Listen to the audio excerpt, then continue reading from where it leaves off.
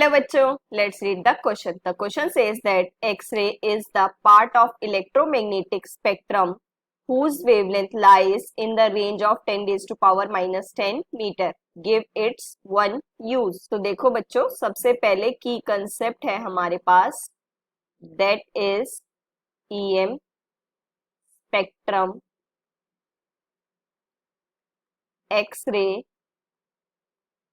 and uses. ठीक है बच्चों, तो देखो बच्चों, अगर हम सबसे पहले बात करें ईएम स्पेक्ट्रम की, तो ईएम स्पेक्ट्रम क्या होता है? आपके पास वो रीजन है जहां पर आपको डिफरेंट डिफरेंट वेव्स पता लगती है, राइट?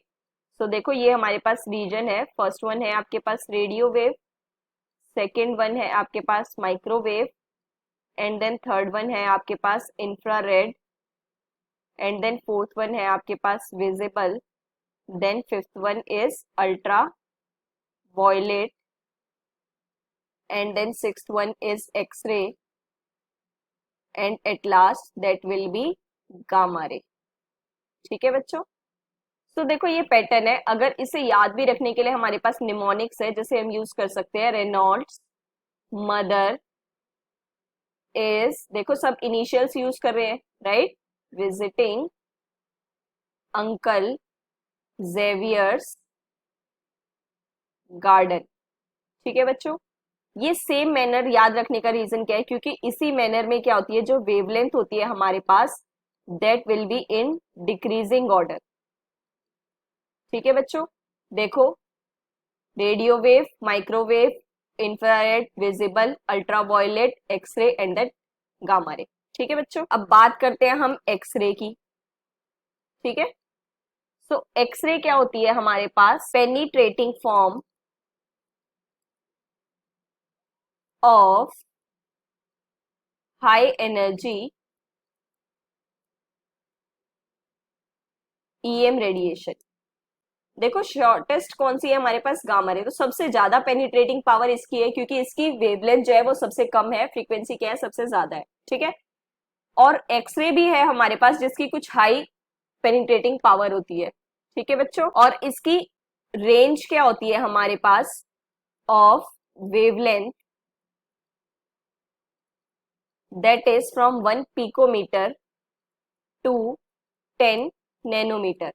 अब देखो नैनोमीटर क्या होता है हमारे पास? That is 10 raise to power minus 9 metre, और 10 की बात करें तो 10 रेज टू पावर माइनस 8 से 10 raise to power minus 12 region तक चलता है. ठीक है, तो ये वाली रेंज भी देखो ऑटोमेटिकली पता लग गया हमें लाई करती है. ठीक है बच्चों, और अगर बात करें हम फ्रीक्वेंसी की, तो फ्रीक्वेंसी की रेंज जो है हमारे पास वो आती है आपके पास, that is 30 into 10 raise to power 16 hertz to 3 into 10 raise to power 19 hertz. ठीक है बच्चों, और एनर्जी इसकी रेंज भी हम कैलकुलेट कर सकते हैं, एंड ये है हमारे पास 145 electron volt to 124 electron volt. ठीक है बच्चों, अब देखो बच्चों, अगर हम बात करें यूजेस की, तो देखो सबसे इंपॉर्टेंट और तो देखो बच्चों सबसे कॉमन यूज जो हम डेली लाइफ में यूज करते हैं, right, that is for taking images of organs of body.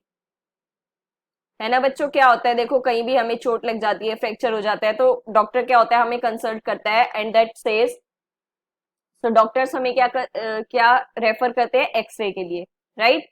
क्योंकि इससे क्या होता है, जो आपके पास ऑर्गन्स है that has dark image and that skin, उसकी क्या आती है हमारे पास? Light image. है ना बच्चों? कुछ इस तरीके से ही होती है हमारे पास. Second one, for identifying crystal nature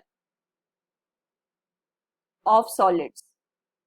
ठीक है बच्चों, देखो क्या होता है इसमें, आपके पास जो पीक्स होती है, एक्सरे में क्या होता है हमारे पास पीक्स मेजर होती हैं. तो जो ये पीक्स होती है, जितनी क्लियर पीक्स होंगी उतना ज्यादा क्रिस्टलाइन नेचर होगा. बट अगर मान लो आपकी पीक्स नहीं आ रही है, ये देखो ये कुछ कर्व फॉर्म में आ रही है, तो ये तो है आपके पास क्रिस्टल, और ये है आपके पास दैट इज नॉट क्रिस्टल, जो नेचर होता है हमारे पास एमरफस नेचर. ठीक है बच्चों, जैसे ग्लासेस का एग्जाम्पल्स है. तो ये हम देखो ये कुछ हमारे इंपॉर्टेंट यूजेस है. So that is the correct answers. Hope you understand it well. Best of luck. Thank you.